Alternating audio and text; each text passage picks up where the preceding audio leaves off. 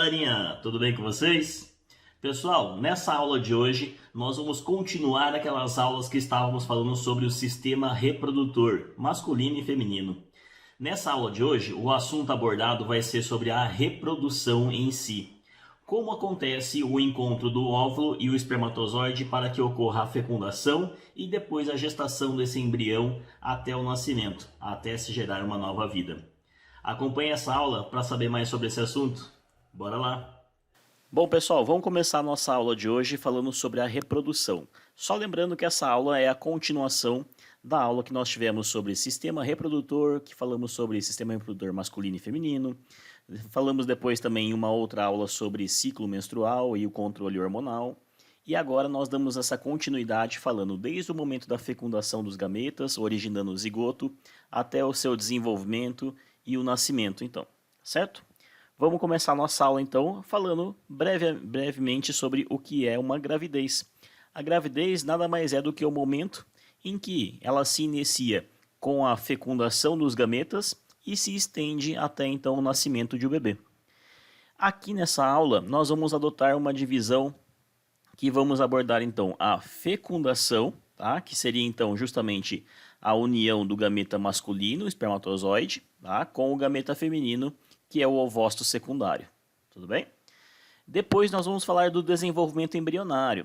Só lembrando vocês que nós vamos ter uma outra aula falando especificamente sobre a embriologia humana, né? Chamada de embriogênese, todo o desenvolvimento do embrião célula a célula até a formação dos primeiros tecidos embrionários, tá? Então nós não vamos entrar em detalhes, tá? A gente vai falar somente a parte superficial aqui e vamos tratar essa parte do desenvolvimento do embrião mais como algumas curiosidades, né, durante o processo de gestação, tá? E depois nós vamos falar sobre o parto, tá? Tipos de parto, falar um pouquinho sobre a amamentação, então depois, né, quando o bebê já nasceu, tá bom? Bom, continuando então.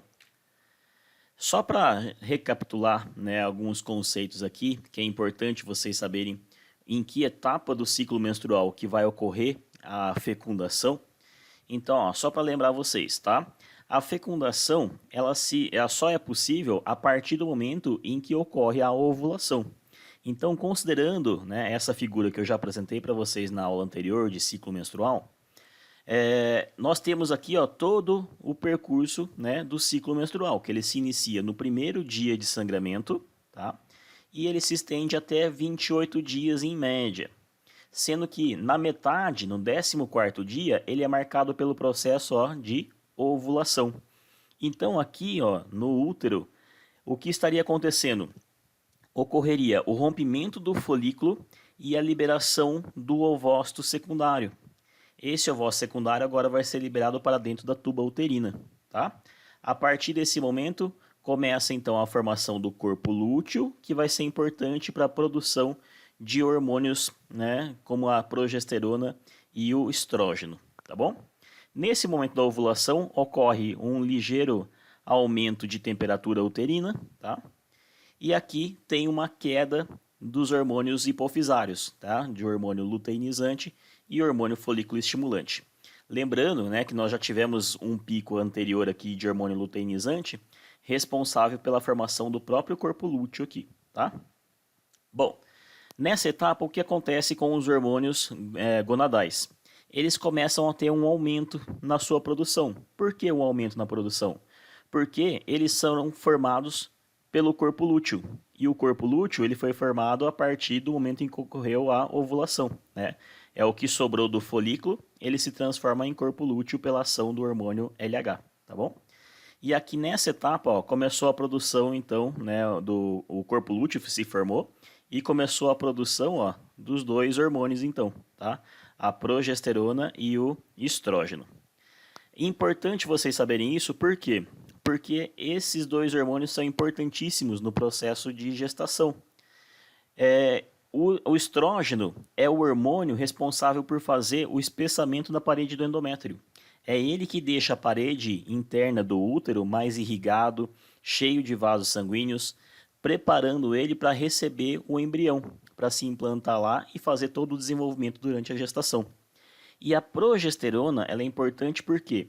porque é ela quem vai manter todo esse endométrio intacto durante toda a gestação. Então é preciso ter esses níveis de progesterona alto a gestação inteira para que o endométrio permaneça intacto ali, e esse endométrio tem que ficar irrigado para fornecer todos os nutrientes necessários para o desenvolvimento correto do embrião, ok?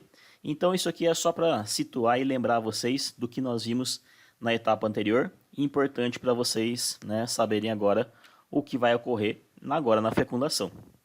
Então, como que começa essa história da fecundação? Só lembrando vocês também, ó, que aqui temos o ovário, tá?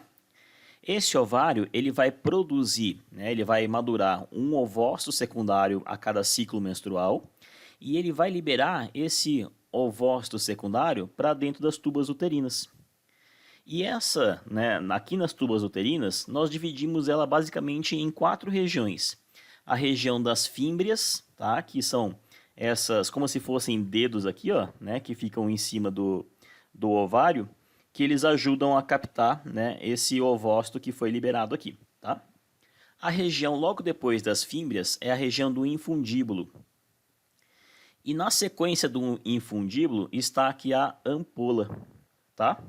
E ela vai terminar num prolongamento chamado de istmo até sair aqui na luz do útero, tá? Por que nós temos que saber essas divisões aqui? Porque o momento da fecundação, do ovário, quando ele foi liberado, né, aqui do ovário, o ovócito, ele vai ficar aqui na região da ampola. E é aqui na ampola, ó, nessa regiãozinha aqui, ó, que eu estou circulando para vocês, é onde vai ocorrer a fecundação. Muita gente acha que a fecundação, né, o encontro do gameta masculino, o espermatozoide, com o feminino, que é o ovócito secundário, ele ocorre lá no útero, mas não, ele ocorre nessa região aqui da ampola, tá? E é isso que está mostrando, né, nesse zoom aqui, ó, nesse detalhe aqui em cima, tá? O momento onde um espermatozoide ele consegue ter acesso ao interior do ovócito secundário para fazer a fusão dos núcleos, tá, do gameta masculino com o feminino. Então, só lembrando para vocês que ela ocorre nas tubas uterinas, na região da ampola, tá bom? Depois que ocorre essa fecundação, há a formação do zigoto, que é a primeira célula embrionária, e esse zigoto, então, ele vai fazer uma migração até a parede interna do útero, tá? Mas a gente vai falar esse processo com mais detalhe um pouquinho mais para frente. Bom, vamos lá, então, entender as etapas da fecundação, tá? Eu dividi aqui em algumas etapas para ficar mais fácil o entendimento. Na primeira etapa, quando o espermatozoide ele encontra o ovócito secundário, tá? Então, depois que ocorreu a ovulação, tá? O óvulo está ali na tuba uterina e aí ocorre uma relação sexual com ejaculação dentro, né, do canal vaginal. Os espermatozoides, eles sobem todo, né, o canal vaginal, passa pelo útero e ele vai encontrar, na tuba uterina correta, né, ele vai encontrar esse ovócito secundário lá. E aí ocorre essas etapas. Na primeira etapa, o que acontece? O espermatozoide, ele vai passar por essa primeira camada de células que ela tem aqui por fora, rodeando esse ovócito secundário. Essa camadinha de células aqui, ó, é um resquício do que sobrou do folículo, tá? Ela é chamada de corona radiata. Então aqui nesse momento, o espermatozoide mais ligeiro, mais apto, né, o mais habilidoso, ele consegue passar por entre essas células aqui da corona radiata e ele chega na camada logo abaixo dela, tá? Então essa é a primeira etapa da fecundação, a penetração do espermatozoide passando pela corona radiata, tá? A segunda etapa agora. A segunda etapa é quando esse espermatozoide ele atinge a camada abaixo da corona radiata, que é chamada, ó, de zona pelúcida.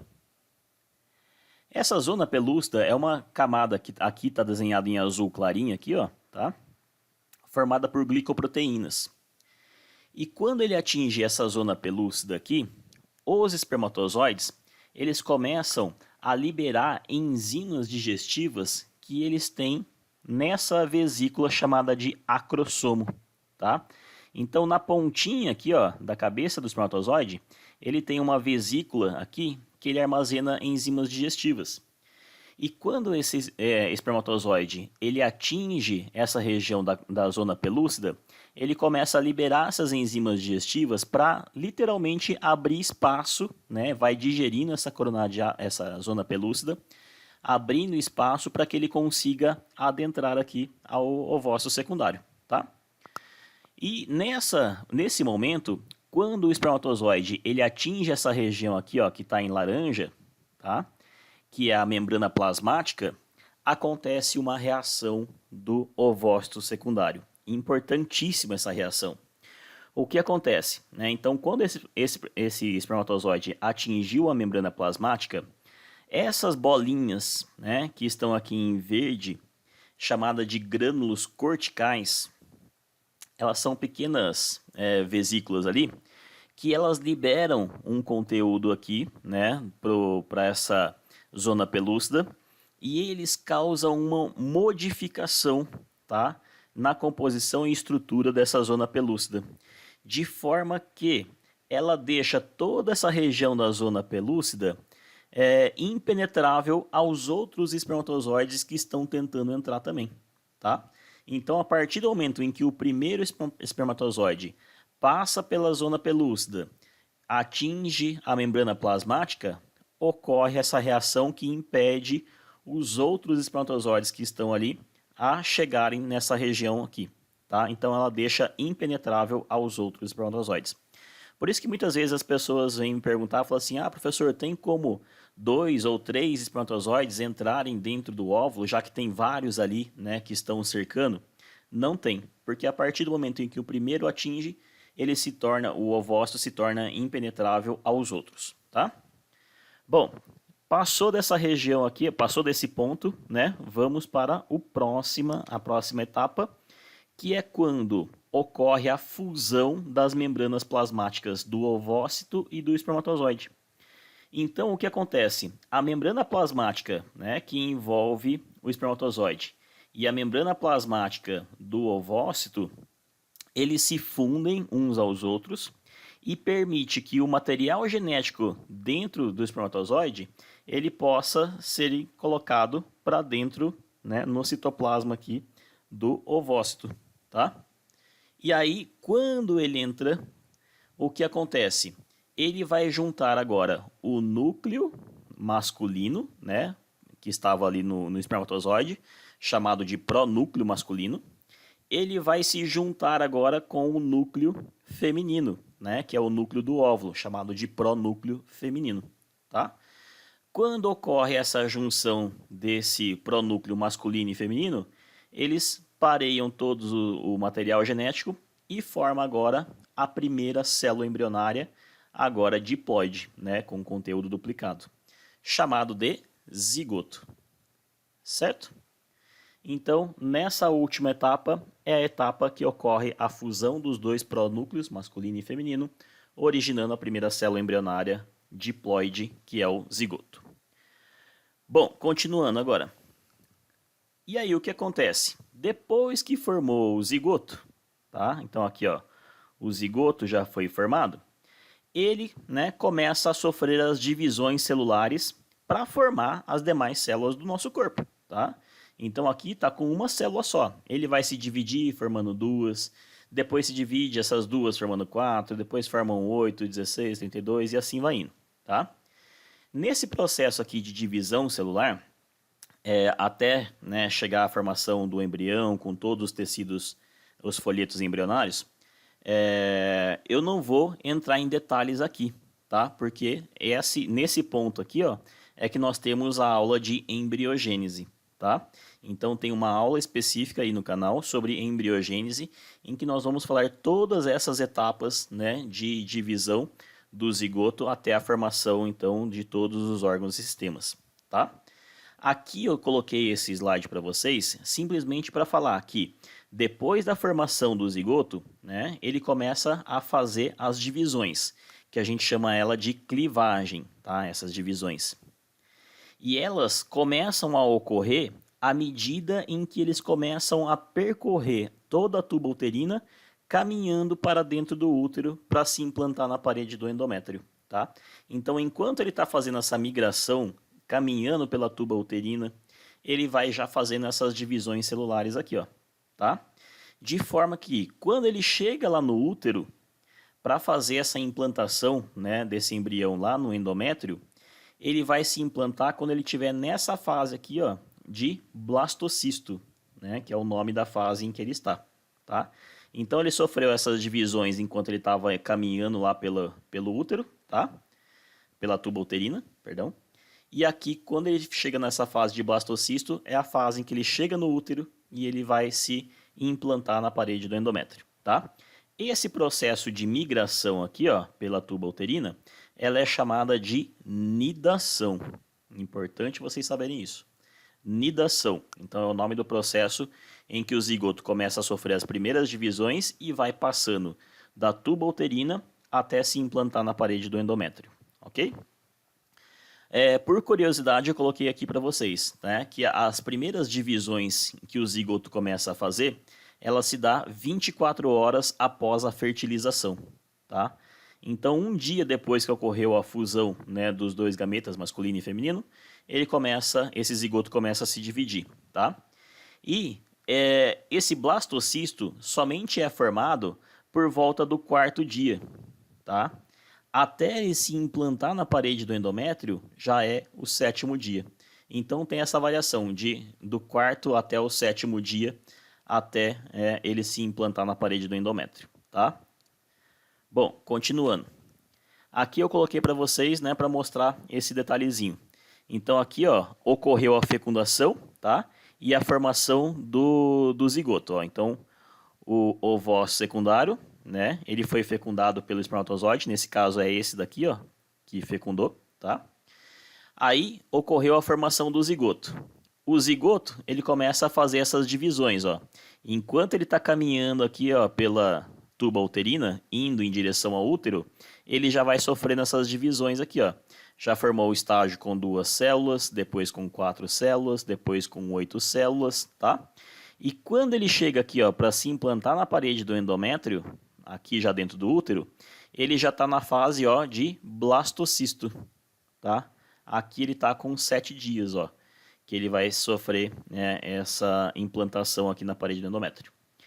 E essa figura aqui ao lado, eu coloquei para vocês para mostrar em detalhes como que acontece essa implantação desse blastocisto, que está aqui, ó, na parede do endométrio, tá? Aqui já no útero.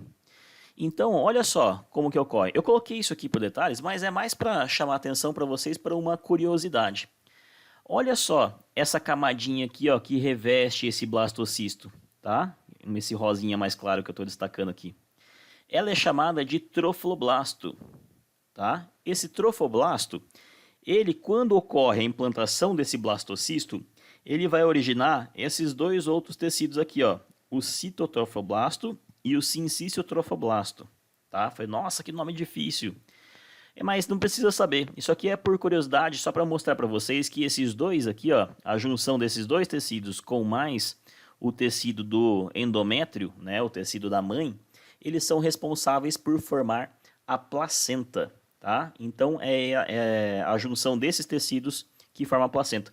Por isso que a gente fala que a placenta ela é um órgão misto, formado tanto por tecidos do embrião como por tecido da mãe, tá? Porque ele faz a junção, né, desses dois aqui nessa região. E a partir do momento em que a placenta é formada, ela começa a produzir um hormônio chamado de HCG. Esse hormônio HCG, ele, né, é responsável para formar o córion, né, que vai ser fundamental, né, para o desenvolvimento do embrião, tá? E esse hormônio, ele vai ser absorvido pela mãe, vai ser filtrado, né, o sangue da mãe vai ser filtrado, né, e esse hormônio ele vai ser descartado na urina depois, tá? Então o excesso desse hormônio aí vai ser liberado na urina. E é esse hormônio aí que os testes de gravidez, eles detectam. Então esses testes vendidos na farmácia, né, que a pessoa tem que colocar ele em contato com a urina, é justamente para detectar a presença desse hormônio HCG, produzida pela placenta, que foi formada da junção desses tecidos aqui do embrião e da mãe, tá bom? Bom, continuando. Aqui então, como eu falei para vocês, né, não vou entrar em detalhes, né, de toda a formação daquelas divisões, né, do embrião, formando mórula, blástula, gástrula, tá? Porque tudo isso está contido já na aula de embriogênese, tá bom? Aqui eu vou colocar para vocês, mais por uma questão também de curiosidade, para mostrar para vocês algumas coisas que acontecem mês a mês, né, durante o desenvolvimento do embrião. Na verdade, a gente fala mês a mês, mas o correto é a gente contar a gestação por semanas, tá? No total, seria aproximadamente 40 semanas de gestação. Isso, né, resulta em aproximadamente 9 meses, tá? Por isso que a gente fala de uma gestação de 9 meses, mas o certo é a gente contar por semanas. Então eu coloquei aqui uma tabelinha para vocês para mostrar a correspondência, tá? 4 semanas, né, equivaleria aqui em um mês, né? Quando a gente fala em 9 semanas, dá o segundo mês. 13 semanas, terceiro mês e assim por diante, tá? E aqui só uma figura ilustrativa para mostrar para vocês esses, né, desenvolvimentos aí mês a mês, tá? Vamos passar aqui rapidamente, né? Não vou gastar muito tempo com isso, porque é mais uma questão de curiosidade realmente para vocês, tá bom? Então, durante o primeiro mês, lá pela quarta semana, tá? Então, a quarta semana estaria aqui, ó, dentro do primeiro mês. Acompanha a nossa linha do tempo aqui, tá? Nessa primeira etapa começa a surgir as primeiras coisinhas importantes para a gente notar aqui nesse desenvolvimento do embrião, tá? Então começa a formação, né, de braços e pernas, né? Fala, ó, que legal, já vê a mãozinha, né? Já vê o bracinho, a perninha surgindo. E nessa fase aqui, ó, só para mostrar aqui, ele tem o tamanho de um grãozinho de arroz, tá? Então ele é minúsculo. Olha como ele é pequenininho.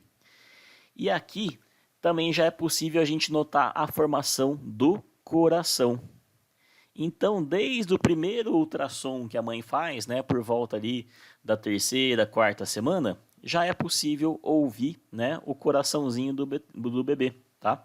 Então, as primeiras células contráteis ali do coração já estão formando, tá? E é possível notar essa contração ali, tá? Esse batimento. Por volta já da oitava semana, então nós estamos falando já do segundo mês, né? Estamos dentro aqui, ó, do segundo mês de gestação. Aí esse bebezinho já cresceu, né? Já cresceu bastante, já, ó, de um grãozinho de arroz ele passou para um grão de ervilha, tá? E ocorre a formação, né, de dedos, as orelhas, de alguns órgãos internos, dos olhos, tá? Então ocorre nessa formação a partir do segundo mês, tá?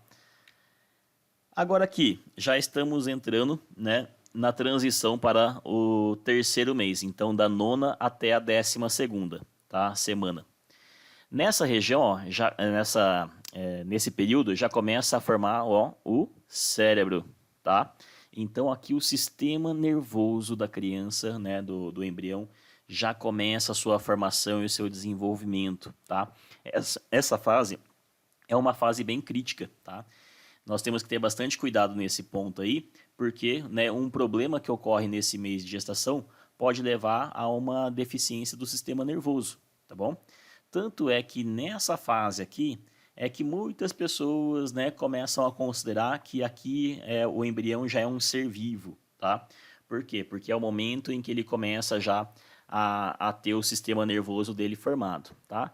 Não vou entrar nessa discussão porque isso traz muitas outras ramificações dessa conversa e é isso que muitas pessoas utilizam para criticar ou defender, né, a questão do aborto, tá? Mas é só para vocês saberem que é nessa, né, etapa, aqui aproximadamente do terceiro para o quarto mês, ocorre então essa formação do sistema nervoso. Bom, aqui ele já começa também a fazer algumas atividades, né, como começar a mexer, né, os braços, as mãos, os dedinhos, né, as pernas, tá bom? Aqui nós estamos falando agora na 14ª semana, tá? Na 14ª semana, já equivaleria aqui, ó, né, ao quarto mês, né, de gestação. Esse bebê, ele já tem movimentação bem mais perceptível, tá? E ele começa a fazer alguns movimentos. Aqui está colocado no texto como movimentos respiratórios, mas só lembrando que, né, o bebê, o embrião aqui, ele não faz a respiração, né, por meio do pulmão dele, tá? Só lembrando que toda a respiração e nutrição, até a excreção do bebê, ele é feito através do sangue, dessa troca, né, de nutrientes feito pela placenta. Então ela vem tudo via cordão umbilical. Ele vem os gases para respiração, ali também que vem os nutrientes, né, para alimentação, e também é por onde vai sair as excretas do bebê que a mãe vai eliminar na urina dela, tá bom? Então, apesar de ter movimentos respiratórios, não ocorre a respiração em si, tá?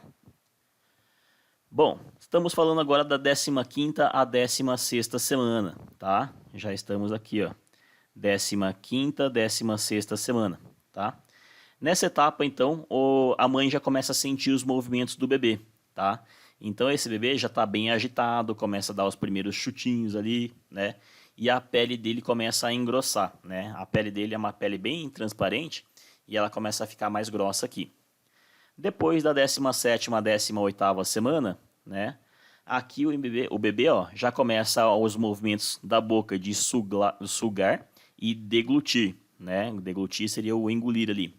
E começar a piscar, tá? Só lembrando de novo, sugar e deglutir não tem nada a ver com alimentação. Aqui é só o reflexo de fazer isso, tá? Por quê? Porque lembra que a alimentação deles eu falei que vem tudo via cordão umbilical, né? Através da própria alimentação da mãe, tá? Do sangue da mãe. E nessa etapa aqui, ó, é o que às vezes pode ocorrer soluços, tá? E é considerado uma coisa normal, né? Então tem muita mãe aí que acha que está acontecendo alguma coisa de errado, mas não, tá? É normal. Bom, já vamos para a 20ª semana, né? Da 20ª à 24ª semana. Naqui os movimentos começam a ficar mais intensos. Então é a hora que eles começam a jogar futebol dentro do útero da mãe, né? Começa a mexer para lá e para cá, começa até às vezes você consegue até ver, né, a barriga da gestante ali se mexendo um pouquinho, ficando meio tortinho, porque aqui o bebê já se move bastante, já se mexe bastante, tá? A partir da 20ª até a 30ª semana, ó, aí olha só o que acontece. Aqui o bebê já está formado, ó, já está bem formado. Então aqui todos os sistemas, né, principais aqui do bebê já estão formados. Aí muita gente me fala assim, mas então nesse ponto aqui o bebê já pode nascer?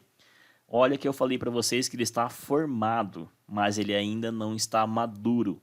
Ele não está pronto ainda para funcionar.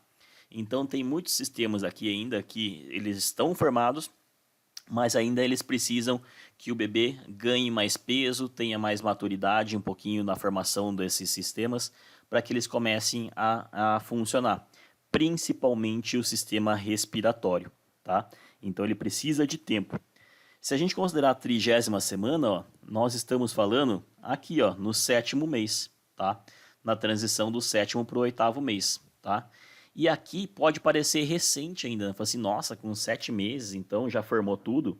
E depois, o que acontece daqui para frente, né, até completar as 40 semanas ali? Nessas etapas finais aqui, ó, né, dos 2 últimos meses aqui, é a etapa onde o bebê vai começar a ganhar peso e tamanho. Ele vai começar a crescer, ganhar peso lá dentro, tá? E vai começar a maturar, então, todos os sistemas que já foram formados. Então, é importantíssima essa etapa para a formação inicial, tá? Para ele poder fazer o nascimento, tá bom? Aí algumas pessoas me perguntam, falam assim, até qual que é o prazo limite ali que o bebê pode nascer com segurança? É considerado prematuro quando o nascimento da criança ela se dá antes da 37ª semana, tá? Então a partir do 37 aqui, ó, para frente, o bebê ele já pode nascer em condições seguras. Já nem é considerado prematuro, tá? Então se nasceu com 37 semanas, de boaça. Um bebezinho já nasce, já tem condições. É lógico que ele pode ficar um tempinho mais de observação, pode ficar um pouquinho mais para ganhar um pouco mais de peso, né? Mas ele já tem uma saúde que ele já consegue viver, né, por ele mesmo, tá? Agora, os cuidados devem ser feitos quando ele se dá, o nascimento ele dá antes dessas 37 semanas. Aí o bebê ele é considerado prematuro. E aí ele requer cuidados maiores, tá? Principalmente com relação ao sistema respiratório dele, que é um dos últimos sistemas que acabam se maturando, ok? Bom, continuando. Aqui, só para mostrar para vocês alguns sinais de alerta, né? Que pode despertar que a gravidez não está correndo tão bem assim, né? Que pode estar acontecendo algum problema. A pressão alta, tá? Então, quando a gestante ela está com pressão alta, né? Esses quadros podem desenvolver um quadro chamado de eclâmpsia, né? Que é muito problemático para a gestação, tá? Então, tem que controlar bastante isso. A diabetes gestacional também é uma coisa, né? Que é importante a mãe seguir uma dieta controlada, né? Sangramentos ou perdas de líquido, né, pela vagina, tá? Pode indicar rompimento da bolsa, né? Pode indicar alguma infecção que possa ocorrer ali, tá? Algum problema com o bebê. O corrimento vaginal escuro e a ardência a urinar pode ser também por conta de infecções, tá? Então, infecções urinárias, infecções por ISTs, tá? Isso tudo pode causar essas contaminações, esses quadros aqui, e é problemático para a criança também. Contrações fortes e frequentes, isso aqui, essas contrações fortes e frequentes, elas são comuns na hora do parto, né? Aí, ali é normal. Mas antes disso, durante a gestação, essas contrações muito fortes, tá? Elas já não são uma coisa muito boa, um indicativo muito bom, tá? Então requer cuidados, tá? Contrações fracas, né, e espaçadas, isso acontece bastante, tá? Isso são chamadas de contrações de Braxton Hicks. Isso é normal, tá? Uma outra coisa aqui, ó, é a ausência de movimentação do bebê por mais de 12 horas, tá? É outra coisa que pode dar um sinal de alerta que algo de errado está acontecendo ali com o bebê, se ele não se movimenta muito, tá? Então aqui são alguns dos sinais de alerta para gestante ficar esperta. E aí, vamos para o momento do parto, tá? A gente vai falar de parto, amamentação, e aí a gente finaliza, né, essa parte. Depois a gente vai falar um pouquinho sobre gêmeos, né, no final dessa aula aqui. Rapidamente, falar sobre o parto, tá? Existem vários tipos de parto, vou até colocar uma figura depois para vocês para mostrar, né, quais os tipos que nós temos ali, né? Mas basicamente o que nós temos? Temos o parto normal e o parto cesárea. O que difere de um do outro é que o parto normal ele é feito sem precisar fazer uma cirurgia e o parto cesárea é um método cirúrgico, tá? Que ele vai ter que passar por um centro cirúrgico, fazer uma incisão, né? E vai ter que retirar o bebê através de uma cirurgia pelo abdômen da mãe, tá bom?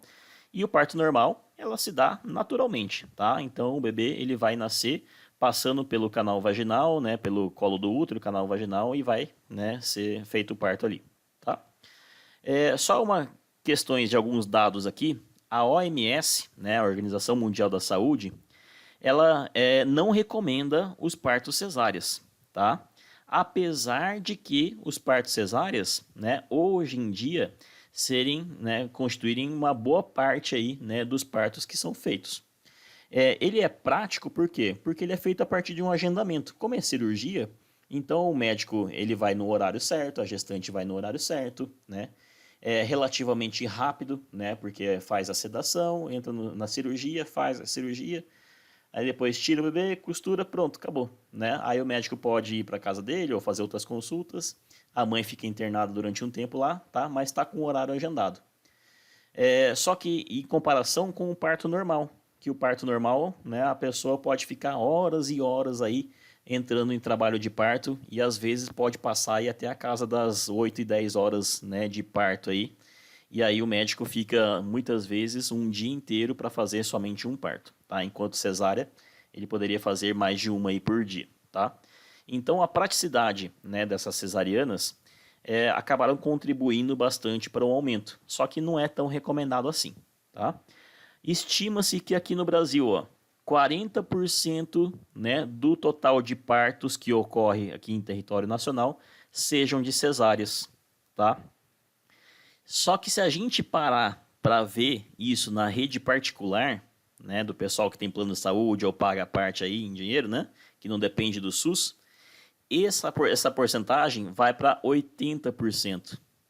Então, ó, 80% dos partos feitos na rede particular, eles são de cesáreas, tá? E essa média só cai para 40 por quê? Porque o SUS ele não cobre, né, os partos cesárea. Então, quem vai fazer o parto pelo SUS, eles sempre vão fazer, né, o parto normal, tá? E quando é na rede particular, a maior parte opta por isso. O recomendado pela OMS é que um país tenha no máximo ali, ó, 15%, né, de cesáreas. E nós estamos ali na faixa dos 40, tá? Então é bastante, tá? Bom, aqui é só o que eu falei que eu colocar para vocês para mostrar alguns tipos de parto que tem por aí, tá? Todos esses partos que estão aqui, né, é lógico que, né, vai haver a combinação de vários tipos aqui, tá? Então, por exemplo, o parto humanizado é o parto em que vai se respeitar bastante as vontades da mãe, tá? Então, primeiro, né, a gente vai ver o conforto que a gestante tá na hora de fazer o parto. A gente vai ver tudo que ela precisa, acomodar primeiro ela para ela se sentir aconchegado, né, confortável para fazer esse parto. Isso é chamado de parto humanizado, tá? O parto normal é o parto que ele é feito, né, sem precisar fazer cirurgia. É o que eu já comentei para vocês anteriormente ali, tá? Só que mesmo não precisando de cirurgia, às vezes precisa fazer a indução, né, através da aplicação de hormônios, ou então aplicação de medicamentos, tá? Como até mesmo anestésicos, tá? Então, o parto normal, ele não envolve cirurgia, mas vai ocorrer num hospital, vai ocorrer com medicação, né, com o médico, tudo lá certinho, tá bom? O parto domiciliar, ele já, ao contrário do parto normal, ele vai ser feito na casa, né, não é no hospital. Ele vai ser feito na casa da gestante, ou onde ela se sentir mais confortável, tá? Então, o parto domiciliar não deixa de ser um parto humanizado. Por isso que eu falei que os partos aqui, ó, né, esses diferentes tipos, eles podem ser uma combinação deles aqui, tá? Então, o parto domiciliar, ele pode ser muito bem considerado também um humanizado, porque ele vai ser feito em casa, tá? Só que para isso, somente pode fazer esse tipo de parto aquelas gestantes que passaram por uma gestação inteira sem nenhum tipo de problema, tá? Então, é somente para aquelas que são consideradas de baixo risco, tá? Porque se for uma que tiver algum risco ali, né, ela já tem que ser feita no hospital, não dá para arriscar fazer em casa, porque se precisar fazer uma cirurgia de emergência, né, ela já está no hospital. O parto cesáreo, que eu já comentei lá então com vocês, é o que é feito através de cirurgias, tá? Com hora marcada, tá? Ele é mais prático, porém, né, ele requer um grande tempo de recuperação por parte da mãe, né? É uma cirurgia, ela tem que ficar várias semanas de recuperação aí, tá? O parto natural também é um tipo de parto normal, só que ele não tem intervenção de medicamentos, tá? Então não é aplicada anestesias, né? Não é dado remédios, é feito o mais natural possível, tá? Ele também pode ser um parto humanizado ou um parto domiciliar, ele ser um parto normal, tá? Hoje em dia, o que tem se feito bastante são esses partos que são feitos na água, tá? Então, ó, parto na água. Isso aqui é para ter mais conforto para a mãe e pro bebê, né? Porque pensa, o bebê ele tá dentro da mãe, envolto numa bolsa amniótica, envolvida por âmnio, né? Tudo ali, né? O líquido amniótico, tudo ali quentinho, né? Morninho dentro da barriga da mãe e do nada ele sai. Imagine sair numa cesárea. Ele sai do conforto quentinho, úmido ali, né? Ele sai para uma sala gelada, cheia de luz, tá? Com o médico dando tapa na bunda para chorar, né? Então, esse parto na água aqui, ó, é tudo para deixar, né, mais confortável para a mãe, mas principalmente para o bebê, quando ele nasce, tá? Para não ter esse impacto, né, chegando aí no mundo novo, totalmente já diferente do que era antes da mãe, tá? E temos também o parto de cócoras, em que a pessoa ela não fica na posição deitada igual ela fica num centro cirúrgico.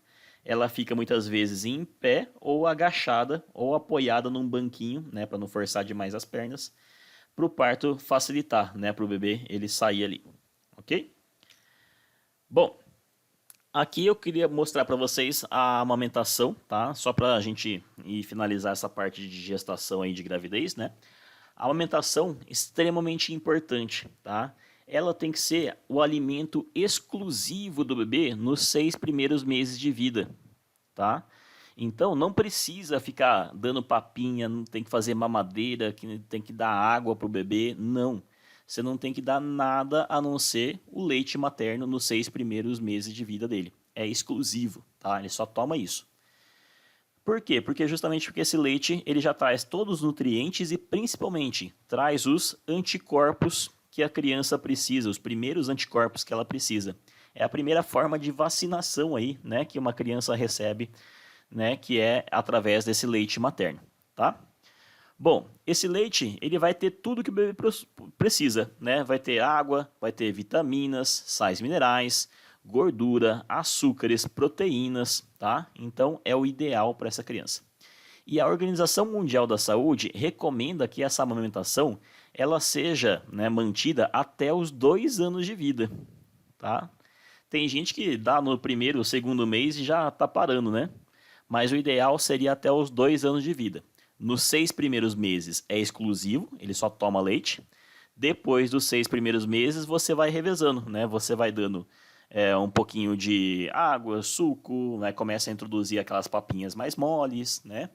E vai revezando com o aleitamento materno, né? Então reveza até chegar aos 2 anos. Depois dos 2 anos você vai já diminuindo, parando, né? Para parar a amamentação, certo? E aqui só para citar para vocês, ó, o primeiro leite materno que o bebê ele vai começar a mamar nos primeiros dias depois que ele nasceu, ele é chamado de colostro, tá? É esse leite materno que ele é rico em anticorpos, tá? Que é importantíssimo para a imunidade então do bebê. Nos 5 primeiros dias são os dias em que esse colostro ele costuma descer, tá? Depois disso é que começa a vir o leite já mais rico em açúcares, gorduras, tá? E proteínas. Tudo bem? Bom, então essa seria a parte de amamentação. Agora, rapidamente, para a gente caminhar para o final dessa aula, vamos falar sobre os casos de gêmeos, tá? Então, os gêmeos você sabe muito bem, né? Que são irmãos que são gerados no mesmo processo de fecundação, ocorrem a mesma gestação, e vão nascer aí, né, ao mesmo tempo, com um intervalo de alguns minutos aí de um do outro, tá? Então são irmãos que são gerados e são desenvolvidos juntamente aí, né, na mesma gravidez. Basicamente nós vamos dividir ele em 2 tipos, tá? De gêmeos que são univitelínicos e gêmeos que nós consideramos sendo bivitelínicos, tá? Os univitelínicos também podem ser chamados de gêmeos monozigóticos ou então simplesmente de gêmeos idênticos, tá? Então são os casos de gêmeos que são iguaizinhos, não só iguais em aparência, não só iguais em sexo, mas também iguais em material genético, tá? Então não é errado a gente falar que eles são clones um do outro, porque o mesmo material genético que está presente em um é geneticamente igual ao outro, tá? E nesse caso aqui, né, nesse segundo caso de gêmeos chamados de bivitelínicos, nós chamamos eles também de dizigóticos ou então de gêmeos fraternos, tá? E nesse caso aqui, os gêmeos, eles podem ser que eles sejam bem parecidos uns com os outros, tá? Mas, por mais parecido que eles sejam, eles vão ter material genético diferente. Então é possível que esses gêmeos aqui, eles possam ser bem diferentes um do outro em relação à aparência. Em relação ao material genético, eles vão ser diferentes também e podem, inclusive, serem de sexos diferentes, né? Pode nascer um menino e uma menina aí, tá bom? Como que estão formados cada um desses gêmeos aqui? Então, rapidamente, vamos lá. No caso de gêmeos univitelínicos, que são os gêmeos idênticos aí, tá? Eles são formados através da fecundação de um único óvulo, tá? Um único ovócito secundário, vai se juntar com um único espermatozoide. Então, um óvulo e um espermatozoide só. Beleza. Fecundou. Fecundou, formou um zigoto, só que esse zigoto, ele fez a sua primeira divisão celular, dividiu em 2 células, só que essas células, elas foram se dividindo, formando 2 conjuntos celulares diferentes. Então, em um momento aqui, ó, né, dessas divisões aqui do zigoto, eles se separaram em 2 conjuntos diferentes. E nessa separação de 2 conjuntos diferentes, cada um desse conjunto originou um bebezinho separado, tá? Como eles vieram de um único material genético, de um único espermatozoide com um único óvulo, então todos eles têm o mesmo material genético, tá? Portanto, eles serão idênticos geneticamente um ao outro. Se um é menino, o outro obrigatoriamente é menino também, tá? Então, ó, só para completar esse raciocínio, essas duas células continuam o desenvolvimento, tá? E vão originar dois gêmeos idênticos, tá? Portanto, são obrigatoriamente do mesmo sexo, tá? Continuando agora, vamos para os gêmeos bivitelínicos. Como que ocorre essa formação? São provenientes, ó, de óvulos diferentes.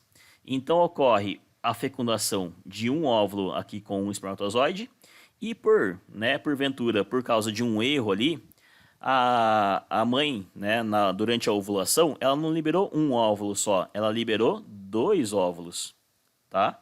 E aí ela foi fecundada esse outro óvulo por um outro espermatozoide, tudo bem?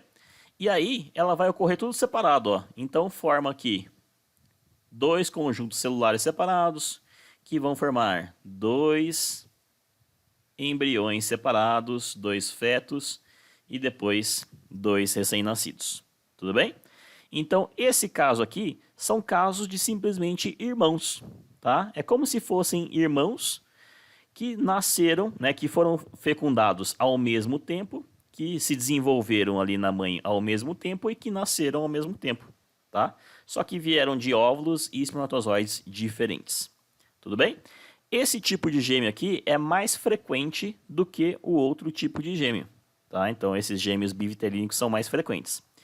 E quando tem aquela história, né, que você já deve ter ouvido falar, que se tem um caso de gêmeo na família, é mais fácil ter outros casos de gêmeos na família? Não sei se vocês já ouviram isso. Aí fala assim, na minha família tem um caso de gêmeos. Aí a pessoa está esperando um filho e fala assim, pode ser que então venha gêmeo para você também, porque já tem caso na sua família, tá? Quando eles se referem a esses casos de gêmeos, são esses aqui, bivitelínicos, tá? Por quê? Porque, né, para liberar dois óvulos aqui, ó, né, numa ovulação só, é difícil que isso aconteça. E provavelmente isso deve ser por algum mecanismo de um erro, né, durante o ciclo menstrual. E é mais provável que esse erro seja genético, seja transmitido para outras, né, mulheres da família, do que a chance de ocorrer aquela divisão do primeiro zigoto formado, né, dos casos de gêmeos anteriores que eu falei para vocês, tá? Então, são os casos de gêmeos bivitelínicos que podem ter essa relação com a genética, tá, da família. Beleza? Bom, para finalizar aqui para vocês, né, depois a gente só vai falar de gêmeos siameses, tá? Esse tipo aqui, ó, é só mostrar os tipos de gestação que podem ocorrer, tá? De gêmeos. Pode acontecer, tá? Essas três situações em que ocorre somente uma placenta, ó. Então, os dois irmãos aqui, eles vão dividir a mesma placenta. Vai ter um cordão umbilical para cada um, né? Porque cada um precisa se nutrir aí. Só que tem uma placenta só. E eles estão envolvidos, ó, por uma única bolsa amniótica aqui, tá? Então, tem uma placenta e uma bolsa amniótica. Quando ocorre esse caso, eles são obrigatoriamente de gêmeos idênticos, tá? Dos univitelínicos, tá bom?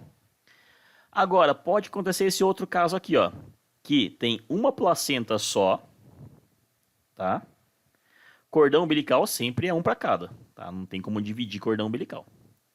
Só que aqui, ó, a bolsa amniótica, ela é uma bolsa amniótica, só que ela é dividida em duas partes, tá? Quando acontece isso, né, são praticamente duas bolsas aí, tá? Elas também são de gêmeos idênticos. Obrigatoriamente de gêmeos idênticos. Aí, em casos que ocorrem isso daqui, ó, uma placenta separada da outra placenta, tá? Então, no caso aqui, duas placentas.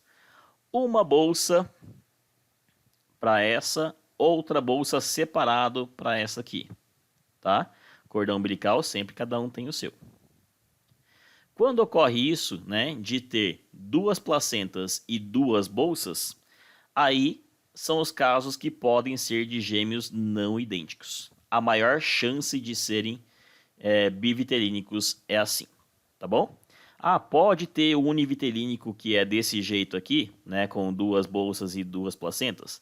Até pode, tá? Mas é mais raro que seja univitelínico assim. É muito mais frequente que quando ocorre essa situação aqui, eles sejam bivitelínicos, tá? Não idênticos. Bom, finalizando agora então essa aula, vamos falar somente dos chifópagos, tá? Ou simplesmente gêmeos siameses. São tipos de gêmeos que durante o processo, né, de separação daquelas células ali para a formação dos irmãos, né, os irmãos gêmeos, elas não se separaram totalmente. Elas ficaram unidas. Dependendo da região, tá, que ficou unida, né, aquelas células, é a região que vai determinar por onde esses gêmeos vão ficar unidos. Tem gêmeos que são unidos, né, através do tronco. Tem gêmeos que são unidos pela cabeça, tem gêmeos que são unidos por essa parte de baixo das pernas, tá? Isso vai variar de onde for a região dos dois conjuntos de células que não se separaram totalmente, tudo bem? Bom, esses gêmeos aqui, a maior probabilidade quando ocorre esse tipo de gêmeos siameses é que eles vão nascer mortos, né? Então aqui, ó, natimortos. Né? Então, né, eles vão morrer logo depois do parto, tá? Ou morre logo após o nascimento, tá? É a maior chance que isso aconteça. Mas existem vários casos de gêmeos siameses que vieram nascer e viveram aí por muitos anos, tá? Essa foto que eu coloquei aqui para vocês, eu fiquei muito relutante em colocar fotos para não ficar expondo, né, a imagem de pessoas reais aqui, tá? Mas esses dois aqui, ó, né, na verdade não é uma foto, é uma ilustração, né? Eles viveram lá por volta de 1810, 11, uma coisa assim, tá? Eles eram gêmeos da Tailândia, tá? E foram a partir deles que, né, eles acreditam nessa história, que originou o nome de gêmeos siameses, tá? Então foi por causa desses dois irmãos aqui. Eles nasceram numa cidade lá na Tailândia, né, que era chamada de Siam. E aí essa cidade, Siam, gêmeos de Siam, siameses, tá? Então foi a partir deles aqui. Infelizmente nessa época, né, havia muito preconceito com essas pessoas e eles eram tratados como aberrações. Então muitas vezes, né, a maior parte das vezes que aconteciam isso, esses irmãos eram utilizados como apresentações de circo para fazer outras pessoas ganharem dinheiro, tá? Eles eram vendidos, né, para circos aí, certo? Então esses são os casos de siameses. Beleza, pessoal? Essa foi a nossa aula de hoje, então, sobre a reprodução, né, desde a fecundação até o nascimento. Queria deixar essa imagem aqui no final para vocês, para servir como um momento de reflexão, né? Somente para passar essa mensagem para vocês, para encararem com esse processo de gestação como um presente, tá? Muitas vezes eu sei que a gravidez ela pode estar vindo de surpresa no momento inoportuno, tá? Mas ela deve ser encarada como um presente, porque é uma vida que está vindo, né? Não é uma vida que está indo embora. E a gente nesse momento, né, diante de tantas notícias ruins, cabe a gente, né, a valorizar sempre a vida, tá? Espero que tenha todo mundo entendido esse conteúdo. Espero vocês numa próxima aula. Fiquem com Deus e até mais.